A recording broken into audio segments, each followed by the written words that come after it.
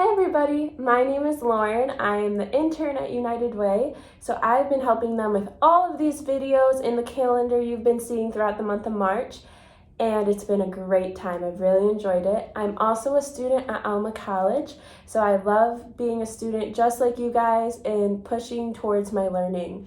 Today we are going to be reading the story The Elves and the Shoemaker. I'm really excited because I know this is a good one. So The Elves and the Shoemaker. There was once a poor old shoemaker who lived in a little cottage in the woods. One evening, after supper, he told his wife that he was unhappy. "I am working too slowly now that I am old," he explained. "I am worried that we will starve." "I only have enough leather to make one more pair of boots," he went on. "I do not know what will become of us then." This book is cool because under some of the pictures, there are flaps. And you can open up the flap. You can see what he is doing for his job. He's reaching down into this bucket to pull out things for what he does for work.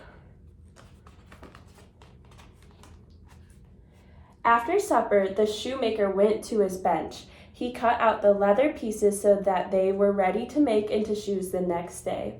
Under this flap, you can see that he's making the shoes with the leather.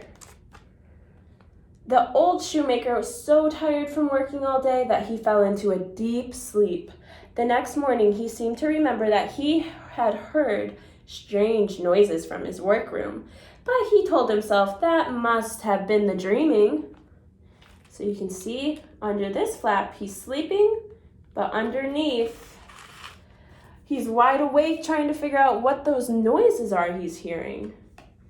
And you can see his little kitty right on the bed with him. But when he sat down at his workbench, he had a big surprise.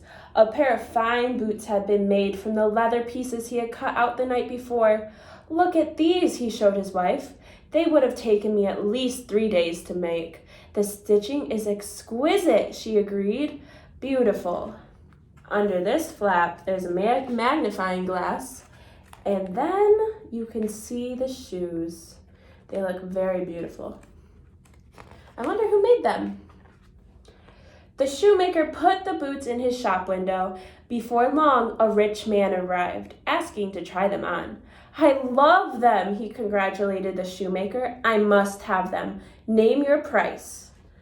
Under this flap, you can see he put on the shoe and how pretty the shoe looks on him.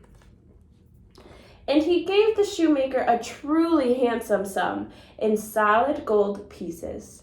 "We are lucky indeed," the shoemaker told his wife. "We can afford to eat today, and I can buy some more shoe leather as well." Off he went to the market and came back with plenty of good food and enough leather to make 2 more pairs of shoes. In the evening, he cut the leather into pieces before going to bed, ready for an early start. However, in the morning, he found to his surprise not 1, but 2 pairs of shoes. "They are just as fine as the first pair," said his wife. "Who has done this kind deed?" No sooner were the shoes put in the window than friends of the rich man knocked on the door. They loved the shoes so much that they bought them on the spot. And so it went on. The shoemaker bought leather every day. He would cut it out and leave it on his workbench at night. Every morning, he would discover the most beautiful shoes and boots, which would be sold before lunchtime. Let's see what's under this flap.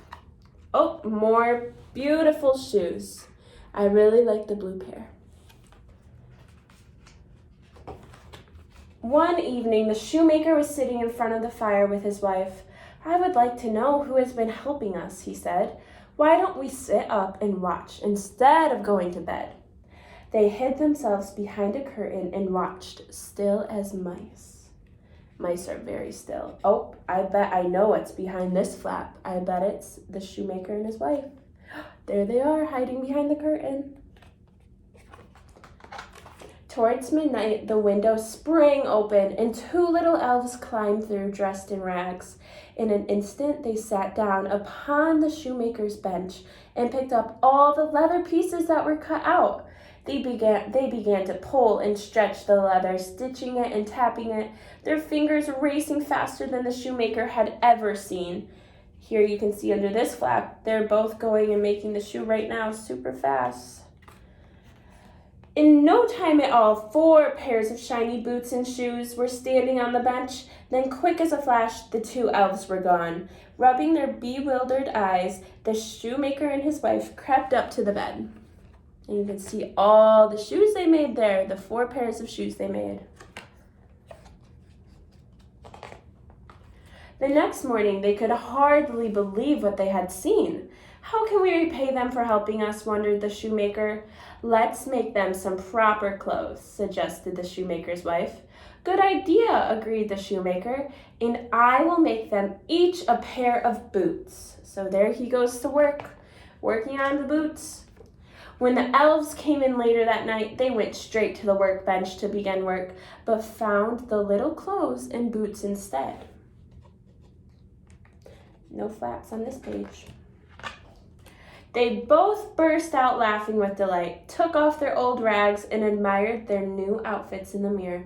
They danced and capered about, chuckling at how splendid they looked. Let's see what's behind this flap. Oh, there they are dancing and chuckling about.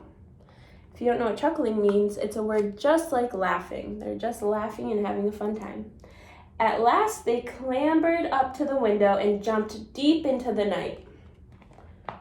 The old couple never saw the elves again, but sometimes, when they need help, they will leave some leather pieces on the bench.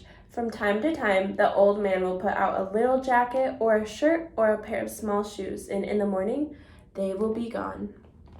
The end. I hope you enjoyed this story as much as I did, because I know it was a fun one. I hope you guys have a great rest of your day.